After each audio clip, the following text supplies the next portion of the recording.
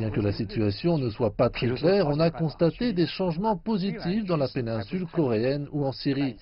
Quel rôle la Russie souhaite-t-elle pouvoir jouer pour résoudre les différends internationaux? Quel espace de coopération existe-t-il entre ces deux grands pays que sont la Chine et la Russie?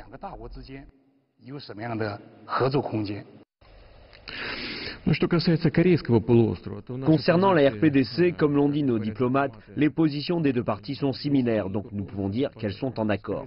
Nous avons proposé une feuille de route afin de résoudre la question sur la péninsule coréenne.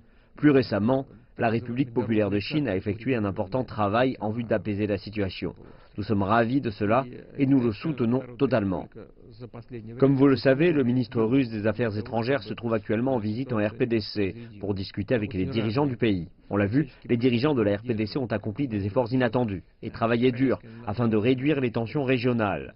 D'une part, ils ont annoncé la suspension de leur programme nucléaire et arrêté les lancements de missiles. De plus, ils démantèlent actuellement leur plus grande installation nucléaire.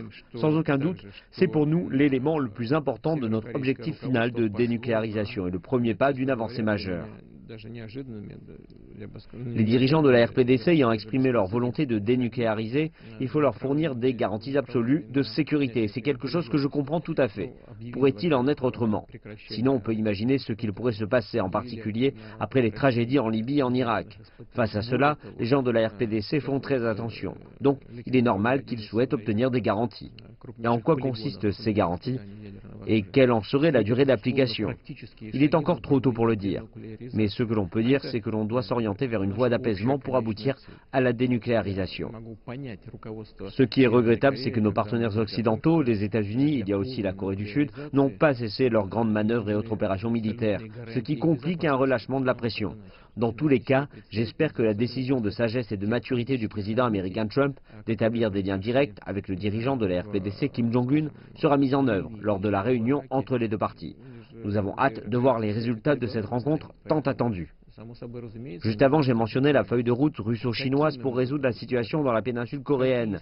La prochaine étape est d'approfondir les relations entre les deux pays tout en favorisant l'apaisement sur la péninsule coréenne. La prochaine étape intéresse tous les pays, surtout les pays de la région, qui peuvent participer de différentes manières à l'établissement de garanties sécuritaires. Naturellement, et nous le proposons depuis longtemps, nous discutons d'un projet économique tripartite avec la Russie, la Corée du Sud et la RPDC. D'abord des projets d'infrastructure. Nous parlons du projet de construction ferroviaire, de l'hypothèse d'une voie reliant la Russie, la Corée du Sud et la RPDC. J'en profite pour dire que la Chine peut aussi participer à ce projet. Il y a aussi l'ouverture du gazoduc. Nous pouvons aussi réfléchir à la création de différents projets énergétiques. À l'avenir, il y aura de nombreuses opportunités de coopération tripartite et quadripartite. Ce dont nous avons besoin maintenant, c'est d'avancer dans cette direction. Nous avons tous de grandes attentes concernant le résultat de la rencontre entre le président américain Donald Trump et le dirigeant de la RPDC Kim Jong-un. Nous ferons notre possible pour que cet entretien soit un succès.